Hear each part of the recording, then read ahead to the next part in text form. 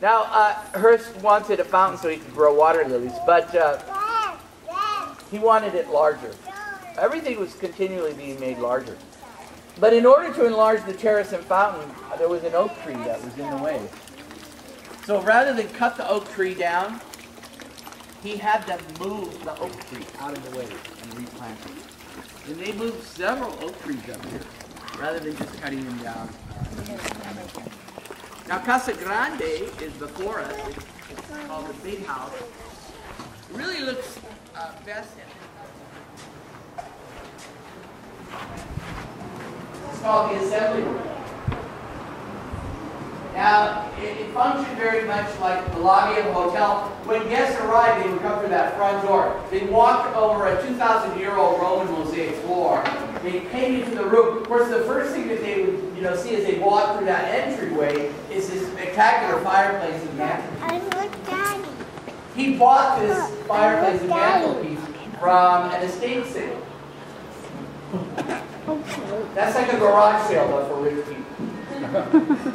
And so he buys this, and he even bought it before he had built the room, but he did ask the architect to design the room around the fireplace. And this is not the largest fireplace in the house. And this is not the largest room. There are larger rooms as well. And they did call this the assembly room. Another thing it functioned as was a room for socializing and for entertaining one another. So when you were in here in the evening for cocktails, you would hear piano music being played, either by some of the guests, like maybe Cole Porter sitting at the piano playing songs and everybody singing along with him. Or you might sit over at a card table and work on jigsaw puzzles. Jigsaw puzzles were very popular. They're the equivalent to our modern day electronic games, but you piece together a jigsaw puzzle, and you would actually rent jigsaw puzzles and piece them together, and then go get a new one when it was done. Kind of like the way modern games are rent. Or you could sit over on this side at a high-stake poker table. Yeah, they were gambling here, even though it's illegal. They were also drinking alcohol here, even though they liked to drink in that time period. Hearst did not like heavy drinking though, so the alcohol was given to you slowly, small amounts. For instance, one time he was mixing a punch, an alcoholic punch that his guests were going to enjoy. He had this big punch bowl filled with the fruit punch in it, and he took one jigger and he filled it with the alcohol, and he poured that into the big punch bowl, and that was all the alcohol the guests were going to have. And David Niven, who was a guest here, said that the wine flowed like glue at dinner. You only got 1 or 2 glasses of wine. And you were told, adamantly, not to get drunk. He did not like drunken behavior. Doesn't leave for a very exciting party. But anyway, do you think the guests were paying much attention to the art? I don't. They were more interested in one another. But the room does showcase tapestries from his collection. He loved to collect tapestries. These are tapestries that you see hanging on the walls. They're woven, whereas rugs are knotted. These are woven. And they're woven on large looms, sideways, and then they take those panels and then they stitch it together and they get a larger panel. And these tapestries, these were only for the nobility hundreds of years ago, for their enjoyment. And they were also often the prizes of war. When one country or kingdom invaded another, they took their tapestries and they would line their main streets with them. So these tapestries that you see here, these were woven for French royalty. The 4 large tapestries are from a set of 10, designed by the artist Giulio Romano. They're called the Deeds of Scipio Africanus, the Roman general. They're giving historical lessons in history about Scipio Africanus, who gained control of the Mediterranean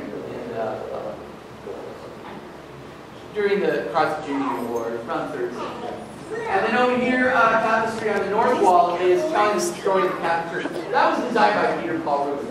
So I don't think that people were paying too much attention to the art. But they were enjoying cocktails underneath an Italian 16th century ceiling with modern extension work to make it fit the room. All the ceilings that you'll see here in this house, they're antique, but they're all modified to fit the rooms. They had to make the ceilings larger to fit the rooms.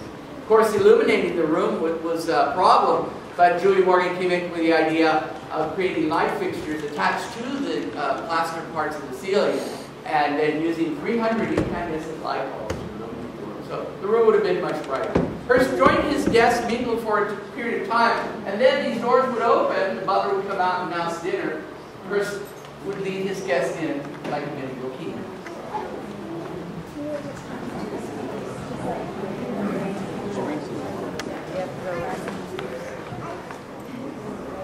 Your father just died of natural causes.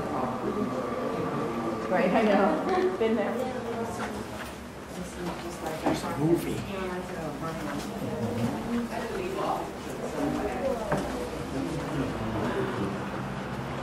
The bow tie there, gentlemen. Founder back there. Come on in, sit down on the benches. Look at how they're dressed. Even the tennis players are dressed so differently. Another way to get invited is here to be a sports celebrity.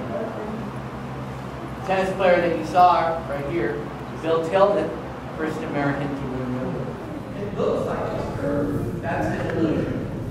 Just like the Neptune pool have the illusion of being a shallow pool, actually it's quite deep. Here, the pool has the illusion that it's a curve. Where you're standing, it looks like you exist.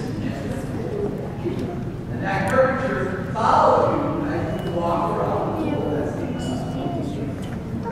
the pool also is designed to create a glass-like surface, so you reflect everything around it. Even the statue, notice how they're being reflected on the surface of the water. Even though they're set up way far away from the edge of the pool, they look like they're standing right here. Sunlight is coming through glass blocks that are on the tennis courts. They're illuminating the shallow pool for an alcove beyond 10 foot high. He never got a saltwater pool. He never got his indoor sauna skating room, exercise room. Those were never completed. All he ended up with were tennis courts, an indoor swimming pool, and 20 private residences. Oh, well, you got it. So on behalf of California State Parks, I hope you have fun, and I hope you enjoy it.